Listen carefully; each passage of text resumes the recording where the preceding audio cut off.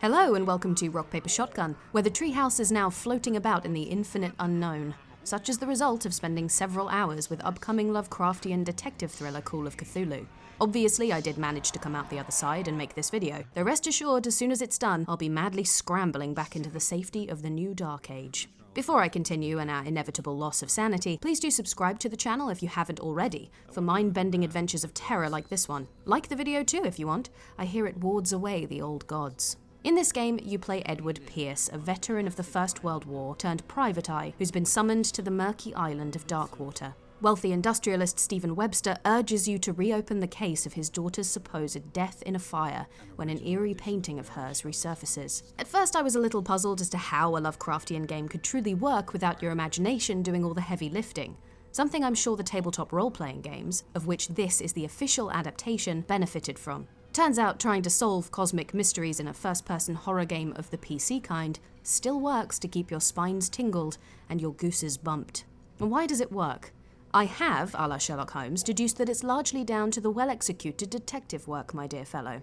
Investigating makes up the bulk of Call of Cthulhu, a remnant of its tabletop RPG roots no doubt, and involves a rather mythic-looking skill tree. Each time you solve a clue, finish a side quest, etc., you gain CP or character points that you spend in several categories: occultism, medicine, investigation, eloquence, psychology, strength, and spot hidden, representing your ability to find hidden objects. And where traits such as eloquence and psychology may unlock better conversational options, the power to manipulate, or aid you in understanding a person's motivations, occultism and medicine increase your knowledge in myth and science, and strength increases your ability to manhandle not just doors and mechanisms, but other characters too, and you may need that in a place like Darkwater.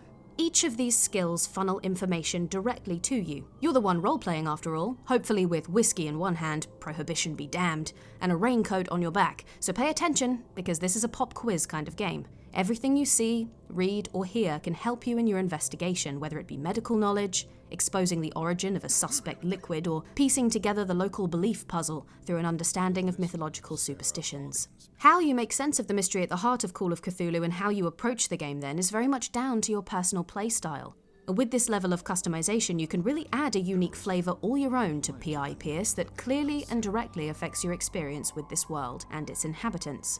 For example, in leveling up my eloquence perk first, I quickly alienated a fair number of Darkwater's inhabitants. On that score, a word to the wise: don't put all of your CP into eloquence in the game's early stages. Or if you do, balance it out with a skill such as strength that has more practical usage within levels themselves. Such customization also allows for multiple approaches to situations and exploration, which means multiple paths lie ahead.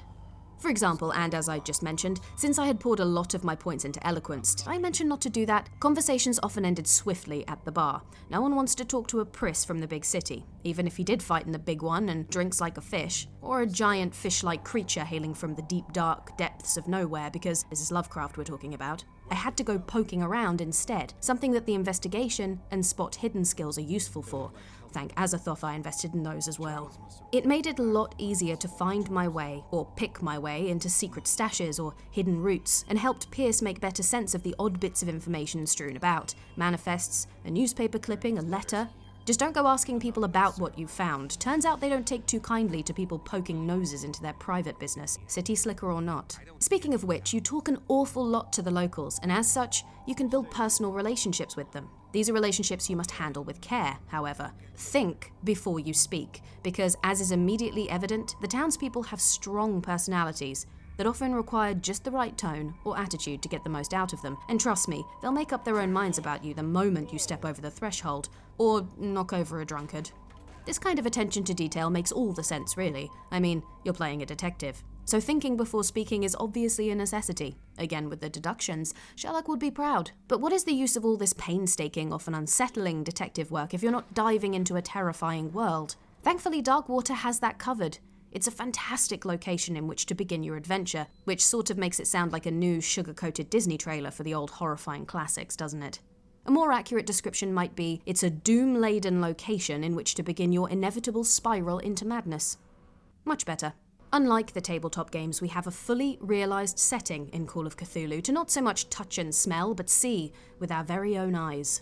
Darkwater is a remote whaling island off the coast, or at least it was. Once a prosperous community, it would appear that the town has since died a dismal death. According to local fishermen, the whales just upped and disappeared. Either that, or the people of Darkwater have exhausted their stocks, but, you know, tomato, tomato. In the old harbour master's rusty cabin, an old chart still hangs, echoing the day when stocks were plenty and business was booming. If Darkwater was once a hive of activity, what remains is its rotting corpse. It sets the perfect stage for your investigations. For starters, it's incredibly isolated. The rickety old town looks as though it's entombed in huge rock formations emerging from distant mists. Colour is used impeccably too. Almost everything in the town is bathed in a sickly green hue with shadows steeped in deep blue. It all feels as though Darkwater lies below the ocean's surface and not above it. It's just the kind of place you'd imagine strange beliefs in the occult to linger like a bad smell. Unless, of course, they're right, which, let's face it, they probably are, because we're playing a game called Call of Cthulhu and not The Wicker Man. Maybe not the best comparison. And when you first arrive in Darkwater, you find a giant killer whale washed up on the docks, sporting some rather nasty wounds. Your medic skill comes in handy here. Just saying, no one seems to know the whale's origin, barring a group of local fishermen who take it to be a bad omen. Away from the carnage are sailors swinging their tankards to a song about the miraculous catch, the biggest creature ever to have been brought back on the Scylla, that saved the townspeople from starvation. And at the end of a long dock stands the statue of a wayfarer of legend, scrawled over in an alien language, its face obscured, and it all works to make you feel like you've just walked into the middle of a conversation, like you've been left out of a very sinister loop. It really is enough to make you go a bit bibbledy, which reminds me, Cyanide Studios' game also makes use of a sanity meter. Because what would that low funk of existential dread be without a generous dollop of insanity? Thankfully for me, or perhaps I should say Edward, his sanity meter is relatively stable, which means he's confident, logical, and reliable at the moment, but that's subject to change. Events within the story can and will start to make Pierce question what he's seeing, and have very real effects on the world around him, something present in the tabletop game, where events and situations prompt a roll of the sanity dice, the result of which affects your mental strength, represented by numerical quantities. Only in Call of Cthulhu, you will visibly see Pierce's understanding and grip on reality begin to warp. Over time, his sanity will be tested, and if these 18 symbol spaces are anything to go by, I think things could get very hairy indeed. Or is it tentacly? Because, and again, Lovecraft. I don't really know, and isn't that the point? Only several hours in and I can tell you that is certainly what Call of Cthulhu gets right, the feeling of fear creeping in. As Lovecraft rather famously said, the oldest and strongest emotion of mankind is fear, and the oldest and strongest kind of fear is fear of the unknown. This game has certainly left me with a fear of who and what might be lurking around the corner in Darkwater. Well, that and a strange need for fish fingers. Or maybe that's just me. If you too have a need for fish fingers, only in the form of rock, paper, shotgun video content, remember to let us know in the comment section below, because we love hearing from you. And don't forget to subscribe if you haven't already. Be sure to click the notifications bell if you want to know the moment the old gods swallow the world whole. I mean, the moment we upload. Before the YouTube algorithm swallows the video whole. Same thing, am I right? We cover all things PC in Let's Plays, reviews, tips and tricks, team-based shenanigans, and other such horrors. Thank you for watching. We hope you enjoyed this video, and hopefully we'll see you again soon. Goodbye for now.